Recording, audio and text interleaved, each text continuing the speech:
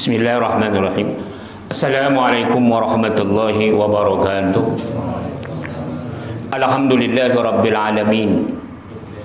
Allahumma salli ala Sayyidina Muhammad. Yang Allah muliakan para jemaah musalla ziyadatul iman yang dirahmati Allah.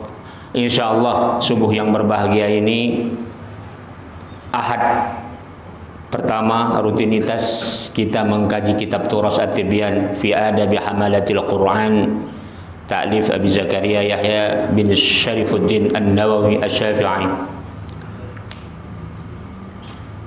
Kita lanjutkan insyaAllah. Sebelum kita meneruskan kajian kitab kita, mari sama-sama kita membacakan ulumul Quran. Lin Nabi Muhammadin sallallahu alaihi wasallam, ya Rasulullah wa ala ajwadihi wa alihi wa ahli baitihi wa dzurriyyatihi ajma'in wal awliya wal salihin wal anbiya wal mursalin wal malaikatil muqarrabin wa li abaina wa li ummahatina wa li jaddina wa li jaddatina wa li asyadidina wa li muallimina wa li masyayikhina wa li jami'il muslimin wal muslimat wal mu'minina wal mu'minat al ahya'i minhum wal amwat ya arhamar rahimin, khususan Sahibul Kitab At-Tibyan fi Adabi Hamalatil Quran li Syekh Abi Zakaria Yahya bin Syarifuddin An-Nawawi Asy-Syafi'i wa nafa'ana bihi wal muslimina bi ulumihi wa bi ulumin jami'il ulama. Ya Allah, ya Tuhan kami, berilah keberkahan kepada kami di dalam majelis ilmu ini, di dalam majelis kitab hadis ini. Kiranya bermanfaat kepada kami, keluarga, anak maupun keturunan kami. Ya Allah, ya Tuhan kami, jauhkanlah kami, anak dan keluarga kami dari segala malapetaka, bencana, fitnah dunia maupun fitnah akhirat. Jauhkanlah kami dari segala kemurkaan-Mu karena kebodohan dan ketidaktahuan kami. Jauhkanlah kami dari segala cobaan yang tidak sanggup kami memikulnya. Ya Allah, ya Tuhan kami, jauhkanlah kami, anak dan keluarga kami dari segala gangguan, tipu daya muslihat, baik yang datangnya daripada golongan jin maupun manusia. Ya Allah, ya Tuhan kami, anugerahkanlah kami, anak dan keturunan kami menjadi imaman lil muttaqin, menjadi pemimpin bagi orang-orang yang bertakwa. Ya Allah, ya Tuhan kami, anugerahkanlah keturunan kami, keluarga kami, ya Allah, menjadi orang-orang yang saleh dan salehah. Anugerahkan pula kepada kami, anak dan keluarga kami, umur yang panjang lagi berkah. Karunialah kesehatan, kemajuan dan kesuksesan segala amal usaha yang kami lakukan. Begitu pula, ya Allah, ya Tuhan kami, berikan keberkahan kepada siapa saja yang telah pernah berbuat baik kepada kami, khususnya mereka yang membantu di dalam dakwah kami ini, ya Allah. Bi barakati al-Fatihah. A'udzu billahi minasyaitonir rajim. Bismillahirrahmanirrahim. Alhamdulillahi rabbil alamin, arrahmanir rahim, maliki yaumiddin. Iyyaka na'budu wa iyyaka nasta'in. Ihdinas siratal mustaqim, siratal ladzina an'amta 'alaihim ghairil maghdubi 'alaihim waladdallin. Amin. Alhamdulillah. Sebulan yang lalu kita sudah mengupas lumayan banyak fadilah daripada kita mengkaji Al-Quran, mendalami Al-Quran. Jadi kitab Imam Nawawi ini sangat luar biasa, ya. Di samping beliau adalah di antara syaikhain, dua syekh, Imam Muzanni dan Imam Nawawi ini ulama yang mentarjih, yang mengkuatkan pendapat Imam Syafi'i daripada kaul qadim, kaul yang lama, dan kaul jadid, pendapat-pendapat beliau yang baru. Jadi pendapat-pendapat Imam Syafi'i sewaktu di Irak dan di Mesir yang mentarjih itu, yang paling kuat martabatnya adalah Imam Nawawi yang menyusun kitab kita ini. Jadi Imam Nawawi ini mengumpulkan hadis-hadis sahih. Meskipun ada nanti dia yang dhaif, tapi dhaifnya sangat tidak dhaif di dalam kitab ini. Jadi dia mengumpulkan kaul-kaul ulama Jadi di sini dia menjabarkan perkara-perkara hadis-hadis sahih, ataupun nanti dia ada hadis dhaif tapi dhaifnya tidak sangat lemah. Artinya boleh diamalkan, boleh dijadikan hujjah. Kemudian dia menjabarkan ilmu fikihnya, sejarahnya dan sebagainya. Wallahu ta'ala alam bisawab. Kita teruskan al-babu tsani, bab yang kedua, fi tarjihil qiraah wal qari ala ghairihima. Siapa yang lebih berhak, apa yang diutamakan, membaca yang dibaca di dalam Al-Quran dan yang membaca, atau selain daripada itu. Artinya bab ini akan mengupas siapa orang-orang yang pantas membaca Al-Quran dijadikan imam, yang dijadikan panutan, yang dijadikan ikutan, dan siapa orangnya. Wa tarjihul qiraah. Begitu juga apa yang lebih pantas yang kita baca di dunia ini. Jadi fi tarjihil qiraah wal qari ala ghairihima. Mana yang lebih berbobot, kita membaca Quran atau membaca zikir atau baca selawat? Hanya kena kupas dia. Sabata an Abi Mas'ud Al-Ansari Al-Badri radhiyallahu anhu an Rasulillah sallallahu alaihi wasallam, ya ummul qauma aqra'uhum li kitabillah ta'ala, rawahu Muslim. Kata Rasulullah sallallahu alaihi wasallam, maka kita ikutilah orang yang membaca Al-Quran, arti imam ya, imam yang dia pantas menjadi imam dari suatu kaum itu, yang dilihat aqra'uhum li kitabillah, yang dia bagus membacaan Al-Qurannya ya. Ini maknanya luas, bukan sekedar cantik. Makanya perdebatan ulama fikih, kalau menurut Imam Ahmad, kalau ketika sholat, cari yang fasih makhrajul hurufnya, cari yang bagus makhrajul hurufnya, yang cantik suaranya. Cuman kalau di masa Imam Ahmad dulu rata-rata yang qari itu ulama. Jadi kalau menurut pendapat Imam Syafi'i, Imam Al-Auza'i, dan pendapat jumhur ulama, siapa yang berhak menjadi imam? Yang afqah, yang lebih faqih dia, meskipun suaranya jelek. Karena orang faqih itu dia lebih tahu tentang kesalahan sholatnya, tahu dia tentang kandungan ayatnya. Banyak orang yang cantik suaranya tapi dia nggak paham yang dibaca, maka martabatnya lebih rendah. Jadi kalau menurut Imam Syafi'i, yang berhak itu yang faqih. Tapi memang para ulama kita tidak semuanya yang mau jadi imam.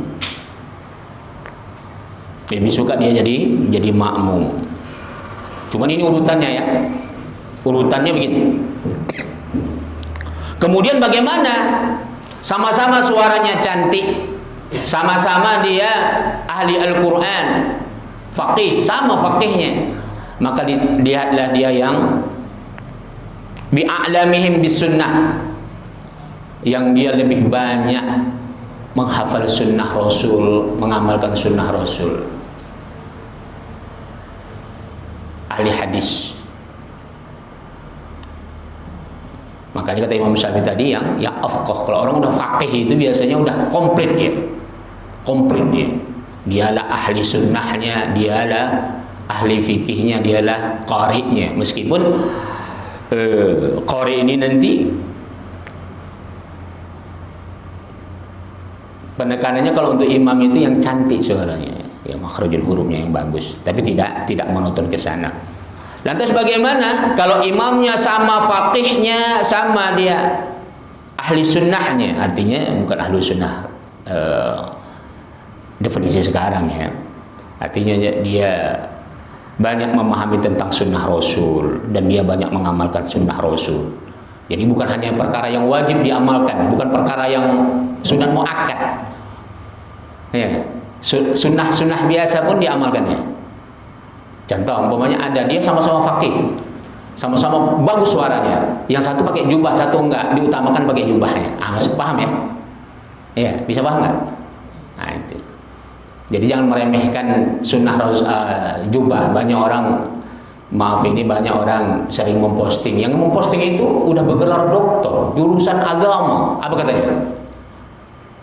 Selalu meremehkan orang-orang pakai jubah.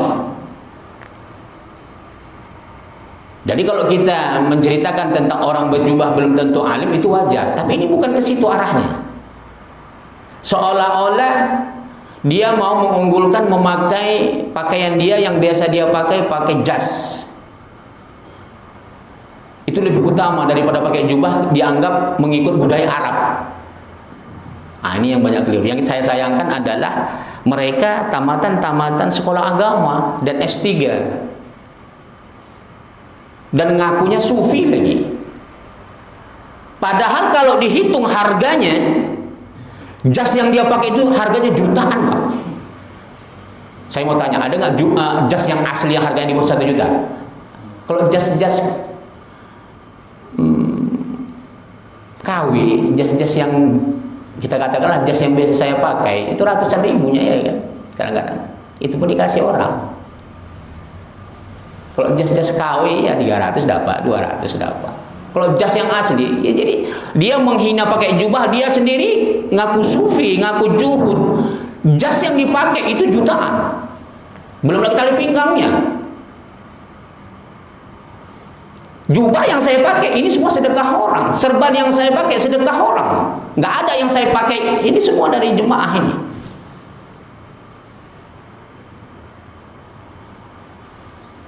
Kata Rasulullah Shallallahu Alaihi Wasallam, itu bisa lihat nanti dalam kitab Tanwirul Qulub. Itu ada hadis. Fadilah keutamaan orang yang pakai serban dan jubah dalam sholat itu perbandingannya 70 kali lipat dibandingkan dia tidak pakai serban. Atau kalau kita kiaskan pakai topi. Jadi sunnah Rasul, bukan ini ya, bukan budaya Arab. Justru orang Arab. Walaupun asalnya budaya. Jadi gini, sunnah Rasul itu ada dari sebab budaya juga ada. Contoh seperti salaman, musyafahah. Itu dulu budaya Yaman. Tapi karena itu bagus, maka diambil oleh Rasulullah Sallallahu Alaihi Wasallam menjadi sunnah. Contoh akikah. Akikah itu budaya jahiliyah. Kecuali kurban ya. Makanya ada sebuah hadis mengatakan Allah sangat benci kepada orang yang berakikah. Makanya para ulama sebagian mengatakan itu sudah dinasah, tidak ada akikah lagi. Tapi menurut jumhur ulama, akikah itu hanya sunnah. Makanya Imam Hanafi, akikah itu sudah terhapus sejak Allah turunkan surat Wassalli li rabbika wanhar untuk berkurban. Makanya menurut pendapat Imam Hanafi, akikah itu mubah saja, dikerjakan tak berpahala, ditinggalkan tak berdosa. Tapi kita memakai jumhur ulama hanya mubah, tidak sunnah muakkad. Hanya sunnah saja, tidak sunnah muakkad. Siapa yang mengatakan sunnah muakkad? Ibnu Qayyim Jauziyah, termasuk dalam kitab fikih sunnah Said Sabiq. Tapi kalau menurut mazhab yang 4, ini silahkan nanti lihat tulisan saya, sudah mungkin 3-4 tahun yang lalu. Nanti bisa lihat kesimpulannya di sana, kitab-kitab turas semua, perbandingan 4 mazhab bahkan lebih. Itu saya simpulkan, ulama mazhab Ahlussunnah wal Jamaah hanya mengatakan sunnah saja, kecuali Imam Hanafi mubah ya, mubah. Nah, ini contoh sunnah. Jadi kita kembali kepada yang berhak menjadi imam. Kita teruskan ini tadi ya. Wa Ibnu Abbas radhiyallahu anhu. Belum ya, sekali lagi ya. Bagaimana kalau dia sama-sama udah faqih, sudah dia bagus suaranya, sama-sama sama-sama dia suka mengamalkan sunnah, maka carilah mereka fa in kanu. Jadi kalau misalnya sama dia fa in kanu fi sunnah sawa fa aqdamuhum hijrah, maka dilihat dia hijrahnya.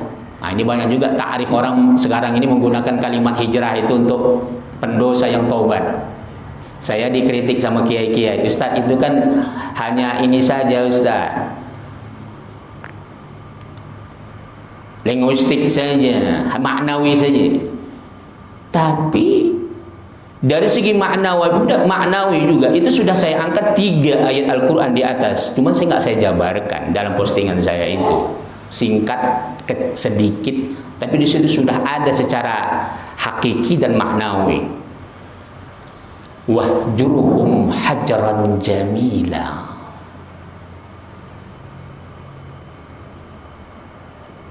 Kamu kalau membalas orang lain yang menyakitimu, balaslah dengan yang lebih baik. Itu benar. Kalimat hijrah itu enggak sembarangan. Saya mau tanya, apa ada orang yang enggak soleh yang dia bisa membalas orang lain dengan yang lebih baik? Itu linguistiknya, itu maknawinya. Kalau hakikatnya, ini selalu saya jabarkan, lil fuqara'il ladzina usiru fi sabilillah ila akhirih. Udah. Hijrah itu bukan taubat, bukan orang yang baru masuk Islam. Mereka yang sudah menjalankan perintah Rasul Allah dan Rasulnya, yang akidahnya sudah kuat. Bayangkan 4 dalam tafsir Jalalain yang kita baca, yang sudah kita tamatkan. Lebih kurang kata Imam Jalaluddin As-Suyuti, 400 para muhajirin, orang-orang yang hijrah itu, mereka itu yang kaya meninggalkan hartanya hanya untuk berdakwah. Mereka sanggup miskin, mereka zuhud, mereka wara. Di situ disebut ahlus suffah.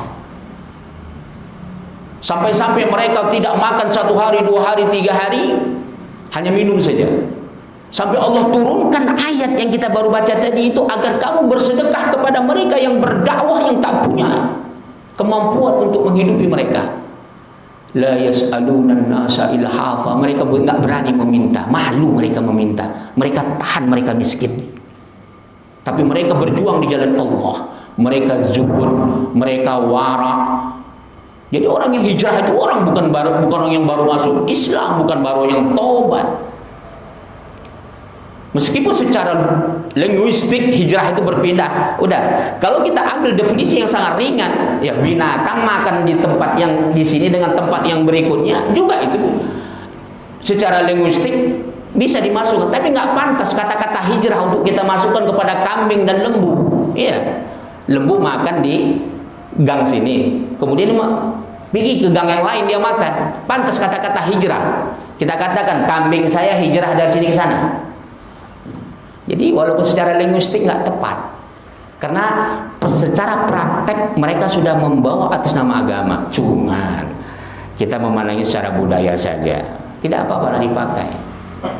Yang kita khawatirkan sebenarnya, kita ingin menegur, jangan sampai mereka sudah meninggalkan selebnya. Mereka mengaji hanya sesama mereka, selebritis sama selebritis. Seharusnya mereka membaur sama masyarakat, mengaji sama masyarakat.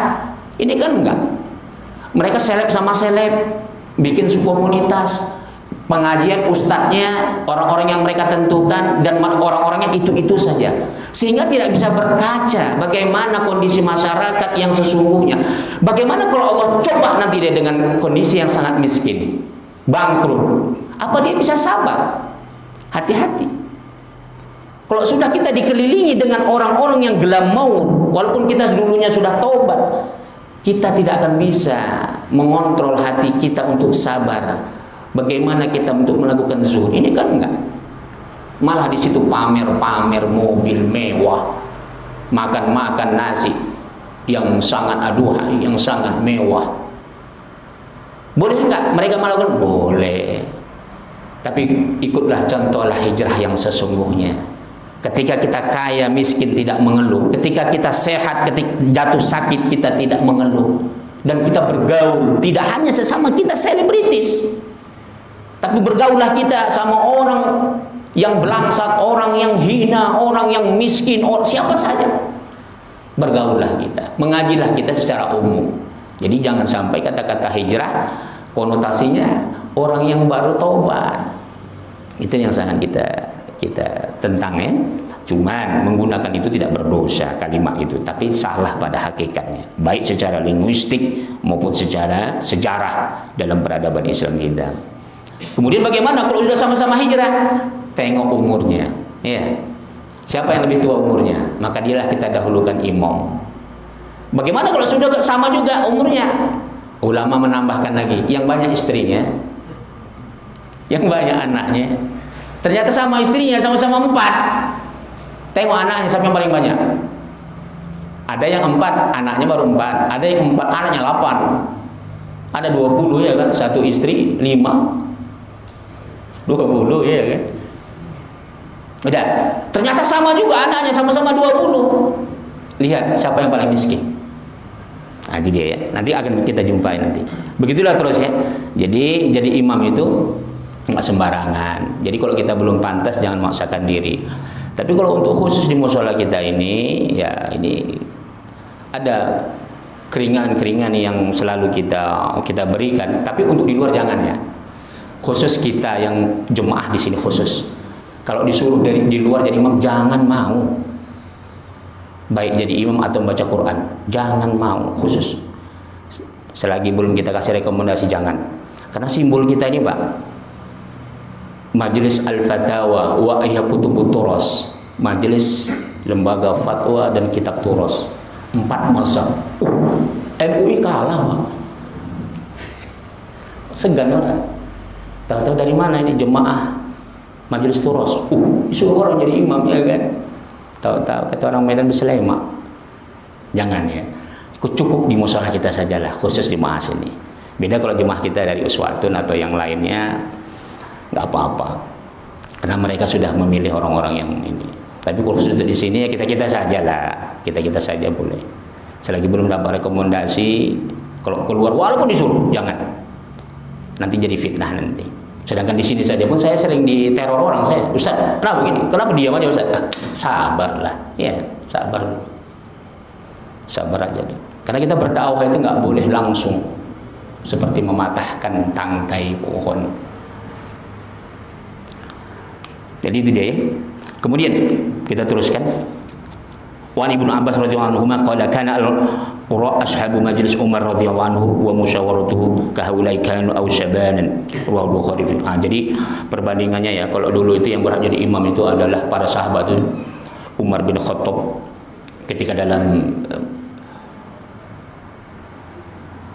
musyawarah dalam apa saja mereka itu memilih yang faqih.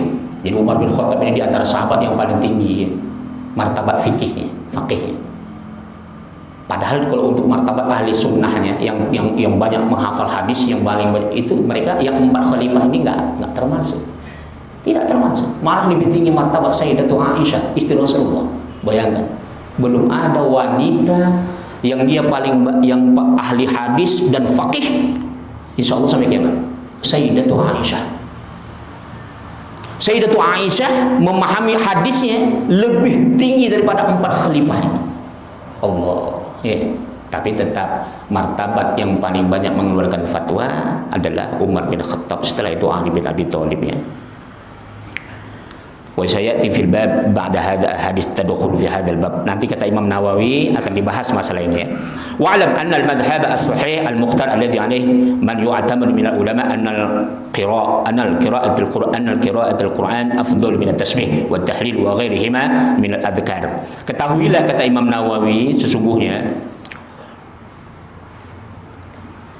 pendapat mazhab yang sangat sahih dan yang dipilih, yang paling mu'tamad di kalangan ulama. Ya, ini paling sahih menurut kalangan ulama, apapun mazhabnya, bahwasanya membaca Al-Quran itu lebih tinggi martabat daripada kita bertasbih, ya, zikir, wa tahlil, la ilaha illallah, tasbih subhanallah, wa ghairu atau selain dari itu, zikir apa saja.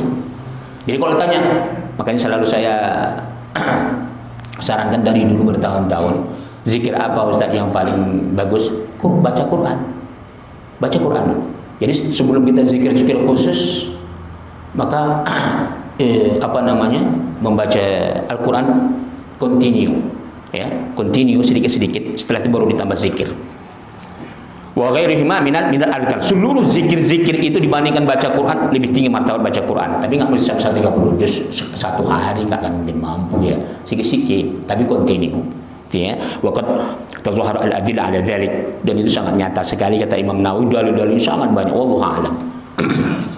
Kemudian fi ikrami ahlul Quran wa nahy an idzaihim. Bagaimana kita memuliakan ahlul Quran? Siapa ahlul Quran? Ulama, ya. Dan larangan untuk kita mencela mereka. Allah Subhanahu wa taala berfirman, "Wa may yu'azzim sya'airillah fa innaha min taqwal qulub." Barang siapa yang mengagungkan orang-orang yang mensiarkan agama Allah, itu ya sudah ketakwaan hatinya kata Tuhan. Itu ada nilai-nilai takwa di hatinya. Tapi kalau ada orang menyampaikan agama benci, berarti nilai takwa hatinya tak ada. Surah Al-Hajj ya, ayat 32.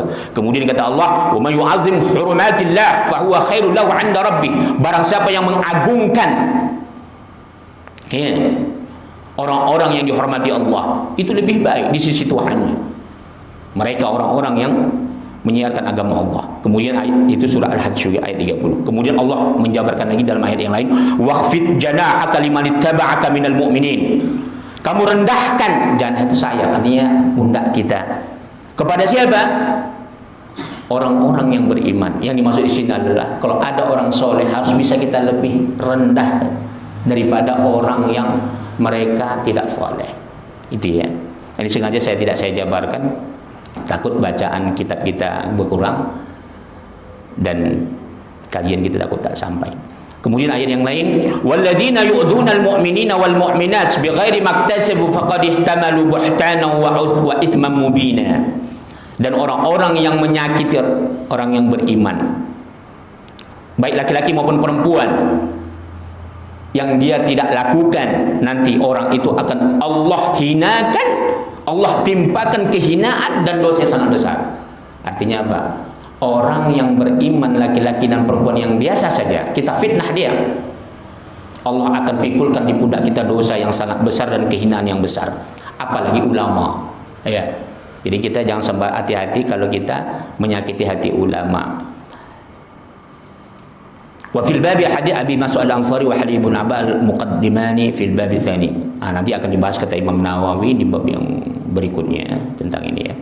Wa Nabi Musa al-Ash'ari radhiyallahu anhu qala Rasulullah sallallahu alaihi wasallam, inna min ijlalillahi ta'ala ikrama dzis syaibah al-muslim. Sesungguhnya di antara kemuliaan yang Allah muliakan manusia itu adalah pertama, dia memuliakan orang-orang yang sudah tua di kalangan umat Islam. Kita hormat sama orang tua, orang yang sudah beruban, artinya orang tua. Syaibah, di syaibah itu yang sudah beruban ya. Jadi kita harus hormat, jangan sampai songong sama orang tua. Siapapun orang tuanya kita hormati. Kemudian siapa? Wa hamilal Qur'an ghairal ghali fihi wal jafi'an. Ada orang yang suka membawa Al-Qur'an, dia sangat memuliakannya. Tidak ada orang, ciri-ciri orang yang membawa Quran yang harus kita hormati begini. Dia itu sangat hormat dengan Quran. Tidak ada yang berharga barang-barang yang dibawa kecuali Quran itu. Ini artinya orang soleh ini ya kan. Ini artinya orang soleh, jafi'an yang kering. Artinya mereka yang orang-orang yang saleh yang memang lebih mengutamakan Quran. Jadi kalau kita lihat orang-orang yang lebih mengutamakan Quran itu harus kita lebih muliakan. Ya. Kemudian wa ikrami dzil sultan, kemudian memuliakan penguasa. Jadi jangan sampai banyak mencela penguasa. Ini di antara sebetulnya banyak. Saya sengaja nggak mau jabarkan lagi. Di video-video kita sudah banyak. Jadi Ahlussunnah wal Jamaah sangat mengharamkan mencela penguasa. Silahkan mengkritik, kritiklah, tapi jangan mencela. Ya, kita harus muliakan. Apalagi negara demokrasi itu nggak ada istilahnya kita menjilat. Yang menjilat itu kalau negara kita diktator zaman Soeharto dulu. Kalau kita puji pemimpin, nah itu berarti kita menjilat. Karena memang dulu pemaksaan. Kalau sekarang kan enggak. Jadi jangan sampai sudah kita demokrasi sesuka kita mencela. Silahkan kita mengkritik yang salah ini, yang benar ini. Ya. Kemudian ini hadis rawahu Abu Daud, hadisnya hasan sahih ya. Kita teruskan. Wa an Aisyah radhiyallahu anha qalat amruna Rasulullah sallallahu alaihi wasallam an nunzila an-nasa manazilahum rawahu Abu Daud fi sunanihi wal Bazar fi musnadihi qala al-Hakim Abu Abdullah fi ulumil hadis huwa hadis sahih. Jadi ini hadis sahih. Kami diperintahkan oleh Rasulullah sallallahu alaihi wasallam untuk mendatangi ya, mengutus mengutus ke rumah-rumah mengajarkan Quran. Nah, ini tugas kita. Kalau kita nggak sempat mengajarkan anak kita Quran, kita suruh orang lain. Jangan sampai berapa banyak orang yang rajin ke masjid, rajin baca Quran, anaknya nggak tahu baca Quran. Ya, nah, ini juga sanksinya besar. Wan Jabir bin Abdullah radhiyallahu anhu anna Nabi sallallahu alaihi wasallam kana yajma'u baina rajulain min qatri Uhud thumma yaqul ayyuhuma aktsaru akhdan lil Qur'an fa in usyira ila ahadihima qaddamu fil lahdi rawahu al-Bukhari. Jadi inilah keunggulan ulama, kelebihan. Jadi martabatnya dari ulama sampai orang yang ahli Qur'annya. Jadi ahli Quran ini martabat bertinggi adalah ulama. Setelah itu di bawahnya orang-orang yang dekat dengan ulama, orang yang ahli Quran dan seterusnya ya. Udah kata ini hadis sahih, sesungguhnya Nabi Muhammad SAW ketika mengumpulkan jenazah, ada 2 jenazah ketika mati perang Uhud, Pak. Ketika mau dimasukkan ke lubang kubur, mana duluan? Di antara 2 jenazah ini sama-sama mati syahid, sama-sama mati syahid.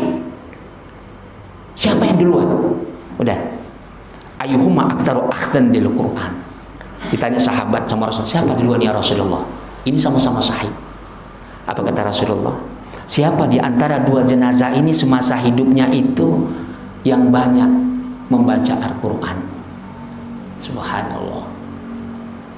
Siapa di antara keduanya ini yang lebih cinta Al-Quran? Bukan berarti yang saya nggak cinta Quran, cinta. Artinya yang lebih banyak, atau kalau lebih memahaminya, atau kita katakan yang lebih alimnya, gitu ya. Akhirnya apa? Fa'in usyiro ila ahadihima. Akhirnya diisyaratkan sama sahabat ini ya Rasulullah, yang satu ini, yang semasa hidupnya lebih tekun mendalami Al-Quran. Akhirnya kata Rasulullah, qaddamu fil had. Itulah duluan kan masuk lubang kubur. Itu ya. Ini hadis Bukhari. Kemudian wa Nabi Hurairah radhiyallahu anhu Nabi sallallahu alaihi wasallam innallaha azza wa jalla qala Rasul Allah hadis dari Abu Hurairah, Nabi Muhammad sallallahu alaihi wasallam mengatakan sesungguhnya Allah azza wa jalla berkata, man adzali waliyan faqad adantuhu bil harb. Rawahu Bukhari. Barang siapa yang menyakiti waliku, kata Allah, siapa? Ulama atau orang yang ahli Quran, aku izinkan memeranginya. Allah. Ya. Dah, ini hadis Bukhari. Barang siapa yang menyakiti hati ulama boleh memerangi. Sebenarnya dalam Al-Quran banyak ya. Nanti baca surah As-Saff yang terakhir yang selalu kita baca. Al-Hawariyin. Ya ayyuhallazina amanu qul ansarullah. Ansarnya Allah. Ya. Kemudian wa tabba fi sahihain Anu sallallahu alaihi wasallam qala man shalla subuh fa huwa fi dhimmatillah ta'ala fala yatlubannakumullah bi syai'in min dhimmatihi. Barang siapa yang salat subuh, dia akan kujamin, kata Allah, akan kujamin siapa akan ditanggung Allah. Udah. Fala aku tidak menuntut dari kamu sedikit pun pakai syarat. Tidak, Allah tidak menuntut. Ini belum salatnya ya. Belum dihitung salat, baru orang yang berangkat salat subuh. Barang siapa yang sholat subuh, belum fadilah sholatnya, belum fadilah sholat sunnahnya, bukan. Orang yang sholat subuh saja dijamin Allah, nggak perlu dia memakai syarat. Artinya, barang siapa yang orang yang berangkat sholat subuh ke musola, ke masjid, yang menyakitinya, akan Allah sakiti dia. Ya, apalagi ada nggak orang meninggal sholat subuh? Ada, ditabrak, mati syahid, insya Allah. Ini dijamin oleh Rasul Allah dan Rasulnya. Kemudian wa anil imamain al-jalilain Abi Hanifah wa Syafi'i, bersumber daripada imam yang sangat mulia Abu Hanifah dan Imam Syafi'i rahimahumullah taala, qala, mereka berkata, illam yakunil ulama auliya Allah falaysa lillahi wali. Kalau seandainya ulama itu bukan wali Allah, maka Allah bukan wali kami, bukan wali saya, kata imam ini. Tahu maksudnya? Seandainya ulama itu bukannya kekasih Allah, maka Allah bukan kekasih aku, kata Abu Hanifah dan Imam Syafi'i. Tahu maksudnya apa? Rasul dan para ulama lah yang menyampaikan kitabullah.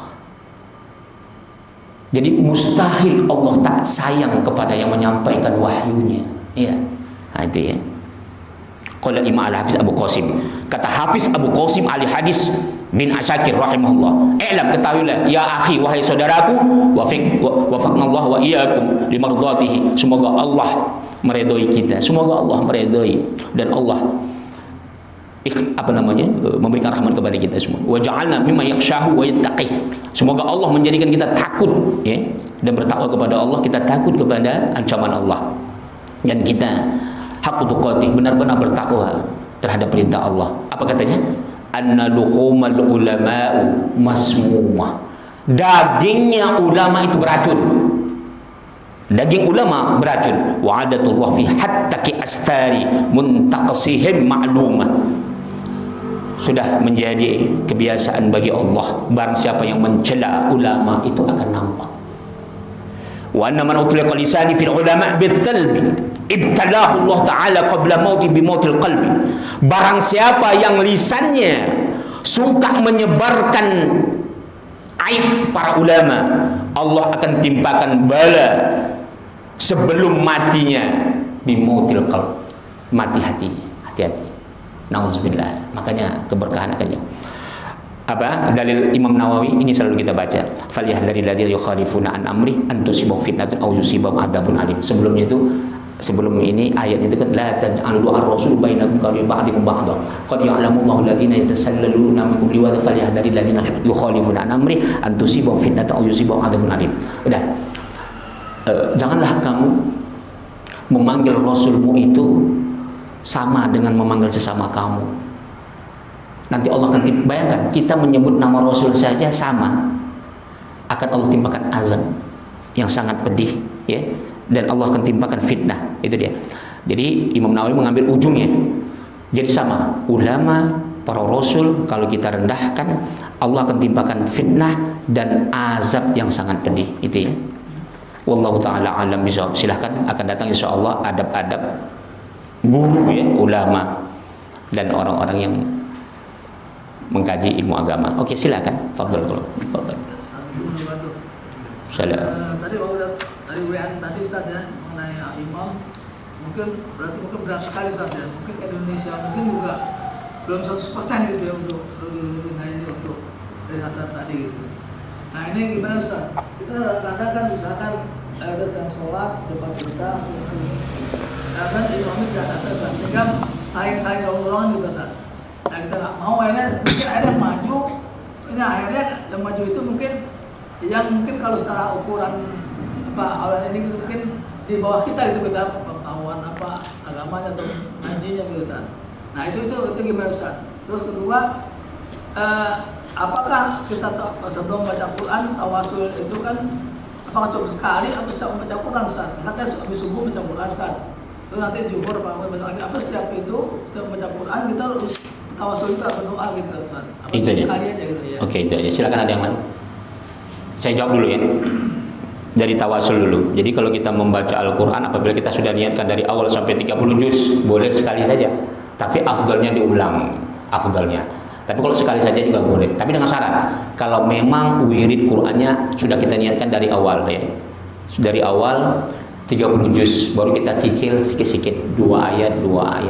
Maka kita niatkanlah, pertama kita harus menghadirkan Al-Fatihah lin Nabi Muhammad, kepada Rasul, kepada para keluarganya, istri-istrinya, para sahabat, para ulama, baru orang tua kita, baik yang masih hidup maupun yang meninggal dunia. Kalau yang masih hidup, ya Allah berikan keberkahan hidupnya, kesehatan, semakin dekat dengan Engkau ya Tuhan, dimurahkan rezekinya dan sebagainya. Bagi yang meninggal, ya Allah ampunkan dosa-dosa ayahku ya Allah, mungkin semasa hidupnya banyak menyinggung tetangga, banyak menyakiti orang lain, mungkin korupsi, mencuri, ya Allah angkatkanlah ya Allah. Itu ya. Jadi boleh. Tapi kalau seandainya tidak, maka diulang. Apabila kita tidak itu wirid yang mulazamah, maka diulanglah. Setiap baca diulang. Tapi afdolnya setiap baca itu kita baca suratul Fatihah untuk para nabi. Karena memang sama kayak adab kita berdoa. Adab berdoa itu al-mauquf baina as-sama'i wal ardh, akan terkatung kalau kita itu berdoa tidak didahului dengan tahmid dan mengucap selawat, baru diakhiri dengan selawat lagi, ya. Tahmid dan selawat. Jadi saya kira saya sering runtun ya syarat-syarat doa ya. tahmid, selawat, baca, minta ampun diri sendiri kedua orang tua. Jangan pula habis alhamdulillahirobbilalamin wassalatu langsung minta, ya Allah mintalah aku rezeki ya Tuhan, ampunkan dosa. Jadi orang tua kita nggak kita doakan, diri kita nggak, kita langsung minta rezeki, kita belum minta ampun sama Tuhan, itu nggak beradab. Jadi ada syarat-syaratnya ya. Kecuali kalau doa-doa yang pendek, yang sifatnya udah rutinitas doa masuk WC, jangan pula kita baca selawat panjang-panjang ya kan, udah sesak kita masuk WC, ya Tuhan ampun ibu aku, ampun, keluar di situ dia. Ya, yang dimaksud adalah doa yang panjang yang sifatnya berjemaah terutama ya, atau kita doa sendiri. Kemudian masalah imam tadi, ini selalu saya ulang sebenarnya. Bagaimana kita mendahulukan orang itu kita lihat. Kalau di masyarakat kita, jadi ini memang sangat pelik kata orang Malaysia, sangat pelik. Jadi kita di masyarakat dalam dakwah ini memang harus banyak memberikan toleransi. Hukum dasarnya yang tidak pantas memang dia tidak boleh mau disuruh walaupun disuruh. Hukum asal menurut seluruh mazhab ya, kecuali Imam Malik, seluruh mazhab tidak sah orang yang membaca suratul Fatihah salah satu huruf saja, tasdidnya saja. Maliki yaumiddin batal sholatnya. Waladhdallin batal sholatnya. Belum lagi surat yang lain. Jadi dalam dakwah ini supaya jangan sampai kita terjadi fitnah dan sebagainya, kita pakailah mazhab yang sas, yang cacat. Dan kita berharap kita terus belajar. Jadi kalau Imam Malik walaupun cacat bacaannya ya udahlah. Karena fitnahnya besar nanti kalau seandainya kita terlalu monoton, kiai kita dulu di kampung tak mau dia sholat. Padahal di sampingnya musola. Tak mau dia sholat. Kenapa kiai tak sholat? Tak sah aku sholat ikut dia. Kalau aku jadi imam tak kasihnya katanya. Aku ikut tak sah bacaannya. Karena dia pengikut jumhur ulama. Jadi yang kita pakai selama di sini itu yang bukan pakai jumhur ulama. Makanya saya suruh cukup di sini saja, di luar jangan. Nanti ini majelis terus Islam ini 4 mazhab lagi. Kok berselemak kata orang Medan ya kan? Kok berselemak ini bacaannya katanya. Nggak usah kan sholat, baca tahlilan di luar pun jangan lah kalau bisa. Baca Yasin di luar pun jangan lah kalau untuk jemaah kita di sini. Jangan dulu mau jadi imam membaca. Kita belajar dulu dengan baik. Udah dapat rekomendasi baru insya Allah mudah-mudahan. Jadi kita harus bisa tegang rasa dalam dakwah itu, nggak boleh monoton. Tadi gimana Ustaz? Misalnya kita lebih tahu Ustaz, ada yang akhirnya yang jadi imam, yang mungkin apa? Ya nggak apa-apa. Kita carilah pendapat yang sangat lemah, yang sangat lemah. Nah, tapi berbeda ada orang yang dia pantas. Contoh, sama dia memang nggak berfungsi di situ, sama-sama belangsak. Apanya jabatannya gitu kan, tapi dia nggak mau, itu berdosa dia. Tapi kalau umpamanya ada kemaslahatan yang lain, kalau sampai dia tidak, akan terjadi fitnah segala macam. Itu nggak boleh. Contoh, maaf ya, contoh Masjid Kubah Mas umpamanya, Masjid Kubah Mas umpama di situ kan pribadi punya yang menguasai, dia sudah tunjuk itu imam, tahu-tahu imamnya salah. Kita datang bersama orang-orang yang ahli qori, kita katakanlah yang sudah dapat hadiah internasional, kita larang, jangan coba-coba kita larang. Kalau nggak kita diusir sama nazir masjidnya. Apa maksudnya? Nah, jadi dalam dakwah itu harus jangan saklek. Gitu. Oke, silakan ada yang lain. Fadhil.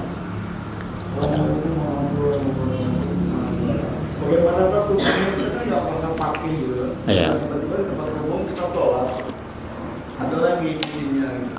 Bagaimana hukumnya untuk kita sebagai imam dan bagaimana hukumnya sebagai orang yang mengikuti kita? Oke. Kita nggak pernah pakai gitu. Iya itu ya. Makasih Dok. Oke, waalaikumsalam. Ada yang lain? Silakan. Fadhil. Assalamualaikum Ustaz, kita mau menanyakan tentang doa tadi Pak Ustaz. Iya. Kita ada titipan pertanyaan ini dari istri saya. Karena begini Pak Ustaz, kalau dia itu mau mendoakan sedangkan dia kan datang bulan, jangankan mendoakan, dia bilang gimana kalau kita baca Al-Quran aja tidak dibolehkan, sholat yang wajib juga tidak dibolehkan, apa doanya itu bisa diterima? Atau bagaimana cara berdoanya Bapak apabila ada keluarganya dan mungkin saudaranya yang mungkin membutuhkan minta doa dalam arti mungkin sakit atau mungkin ada yang meninggal, itu bagaimana Ustaz? Terima kasih. Oke. Pertanyaan pertama tadi tentang masalah syarat. Itu syarat ya, yang faqih itu syarat diantaranya. saat apabila berkumpul. Tapi kalau nggak ada, nggak apa-apa. Tiba-tiba kita diikuti ulama besar, tiba-tiba ya kan datanglah Syekh Qaradawi ke Indonesia, tahu-tahu Bapak jadi imam ya kan. Nggak apa-apa, nggak apa-apa. Maksudnya apabila berkumpul sama-sama mau mendirikannya. Jadi contoh, ini musola kita. Tahu-tahu ada pengajian umum, datang orang, usahakan kita jangan menjadi imam. Khusus itu di sini. Biarlah orang lain yang pantas jadi imam, meskipun dia bukan orang sini. Umpamanya ada tamu kita kan jemaah kita kan nggak dari sini saja, mana tahu. Jangan kita, biar mereka. Kalau sama-sama ketika mendirikan. Tapi kalau seandainya sudah jalan sholat, maka mengikuti. Baru kita lihat, orang alim itu bisa lihat dia. Kalau imamnya ditengoknya ada nggak sah, contoh, mungkin dia pakai celana ini udah 1 hari yang ini. Pasti dia buang air kecil di mana-mana, belum tentu bersih. Biasanya ini nggak mau ikut itu, nggak mau ikut. Tapi tengoknya, oh ini pakai jubah. Biasanya yakin dia. Kalau orang pakai jubah ini, ya walaupun nggak semua ya, nggak semua. Kalau di Arab pakai jubah tuh tukang dagang unta, daging banyak, tukang gali segala pakai jubah juga ya kan. Jadi ditengoknya bersih, nggak apa-apa. Jadi ya ditengoklah, terus dia urutannya, jadi nggak apa-apa. Bahkan Rasulullah sendiri pun berimam kepada orang yang belum balik ketika sholat tahajud, ya, kepada Abu Hurairah, belum balik lagi. Pada sahabat yang belum balik. Walaupun nanti ada ulama tidak membolehkan anak-anak yang belum balik menjadi imam sholat wajib. Tapi kalau menjadi imam Syafi'i boleh. Ya. Kecuali Imam Malik mengatakan tak boleh sholat wajib diimami orang yang belum balik. Yang belum balik itu yang boleh jadi imam, artinya dia bisa membersihkan badannya, paham ya? Karena kan belum sunat itu, susah membersihkan itu. Kecuali orang-orang yang belum balik rajin sholat, itu biasanya tahu dia itu. Nah itu dia ya. Udah itu aja. Kemudian tadi doa. Jadi kalau orang yang haid itu sebenarnya martabatnya sama seperti tidak haid. Dia tidak, contoh, dia sebelum haid selalu membaca Quran. Ketika dia haid tidak baca Quran, sama kayak dia membaca Quran. Jadi ketika ada orang meninggal, cukup kita membaca doa saja. Jadi membaca Al-Fatihah, niatkan doa, bukan baca Quran. Kalau niatnya baca Quran, haram. Kalau dia niatnya membaca Quran karena ingin niat ibadah, haram. Membaca Quran ketika haid apabila untuk menjelaskan sebuah perkara hukum atau dia mengajarkan anaknya atau mengajarkan orang lain, boleh. Contoh, dia nanya, Ibu Ustazah, saya mau tanya, apa sih dalilnya ini? Keluarkannya ayat Quran, boleh. Tapi niatnya untuk memberikan dalil. Baru dia baca Al-Fatihah untuk doa. Jadi seluruh zikir boleh. Zikir-zikir Asmaul Husna, selawatan boleh. Boleh orang-orang haid. Yang nggak boleh membaca Quran niatnya ibadah. Memegang Al-Quran tidak boleh. Tapi kalau Quran terjatuh tiba-tiba boleh. Atau dia terbiasa membawa Quran, tapi niatkan dia hanya membawa tas isinya Quran, nggak apa-apa. Tapi kalau khusus dia berniat membawa Quran di situ, tidak boleh. Orang yang haid. Itu ya, bisa dibedakan ya. Oke. Ustaz, tadi kan tempatnya ini Ustaz, bahwa walaupun tamu itu kita lebih mau apa saat perbaikan saja tuan rumah lebih dulu kan gitu untuk imam tadi. Bukan, memang sebenarnya sahibul makan itu juga lebih diutamakan al-mustautin. Iya, itu ada, tapi itu bukan urutan yang diutamakan. Maksud saya tadi itu seperti contoh Masjid Kubah tadi itu, pasti kan berantem itu kan. Kalau kita melarang imam yang sudah ditunjuknya, yang salah. Contoh, maaf ya, saya terkejut juga. Ya. Sekarang ini imam-imam di masjid besar itu hanya mengandalkan suara cantik dan hafal Quran. Saya nggak usah sebut nama, saya terkejut juga. Satu persatu saya perhatikan, banyak sholatnya juga tata cara sholatnya yang salah. Saya mau tanya, dia itu nggak bisa dikritik. Dan kita jangan coba-coba tampil kita ke depan di tengah-tengah masjid At-Tin atau Istiqlal ini, jangan. Kita malah diusir orang untuk kita jadi kodok. Iya, udah biarlah gitu. Itulah namanya kita berdakwah. Kalau pada dasarnya belum pantas dia jadi imam untuk masjid besar, kan jadi contoh itu. Jadi contoh. Kalau suaranya pas, iya, suaranya cantik, hafal Quran. Tapi setelah kita lihat mendetail, banyak yang makruh-makruh besar dilanggar. Banyak makruh-makruh yang besar dilanggarnya. Nah itu ya. nggak Istiqlal, nggak Atin, Masjid Kubah Mas umpamanya, imamnya sama itu, mereka geleran itu kan, imam Istiqlal juga ke Atin, Masjid Atin ke Kubah Mas juga ya kan, itu dia ya.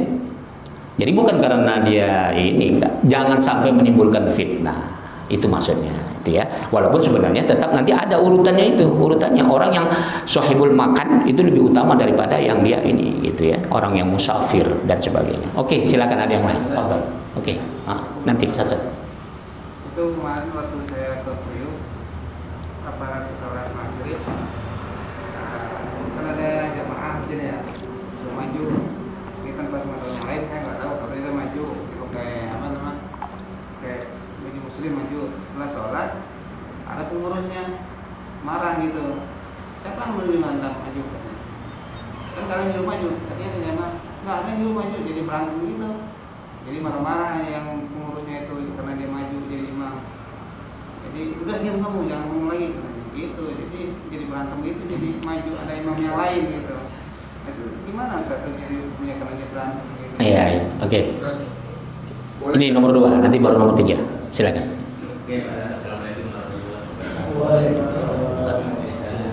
Pertanyaan pertama, di dalam Al-Quran itu ketika imam membaca salah satu surat, ada beberapa ayat yang di sini terbiasa atau memang itu wajib, karena saya mendengarnya ini hanya mendengar makmum menjawab ayat yang dibaca oleh imam. Iya. Nah, dalam hal ini seperti contoh surat Al-Husyah, Iya. surat Hati, dan surat satu lagi apa itu? Surat Al-A'la. Iya. Nah di situ Banyak, hampir semua surah itu ada. Itu apa dikatakan berikan wajib, apa sunnah, apa sekedar menjawab, apa di situ ada artinya? Iya. Oke, yang ketiga, silakan. Boleh nggak kita minta berdoa itu atau minta didoakan kepada orang yang lebih soleh? Iya. Itu aja. Oke, saya jawab yang pertama ya. Ini yang saya katakan tadi. Cuman juga kita pengurus musola, masjid harus arif. Jangan pula marah-marah begitu berlampaui batas. Kalau udah selesai, memang dia tegur juga boleh juga. Dia menegur itu bagus juga apabila ditengoknya tidak pantas.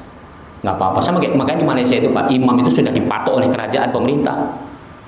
Memang sudah diseleksi gitu ya. Kalau kita kan di Indonesia nggak ada kecuali masjid-masjid besar aja yang kita gaji dan sebagainya. Jadi nazir masjidnya marah boleh, nggak apa-apa. Cuma jangan melampaui batas. Ya kita harus dengarin saja. Ada hikmahnya itu. Itu dia ya. Kemudian pertanyaan kedua. Udah, ini sebenarnya udah kita kaji ya dalam kitab fikih besar Al-Muqni wa Syarhul Kabir. Udah, sholat wajib tidak boleh menjawab ayat-ayat Al-Quran. Makmumnya, imamnya, siapa itu? Makruh. Sepakat ulama. Kecuali sholat sunnah.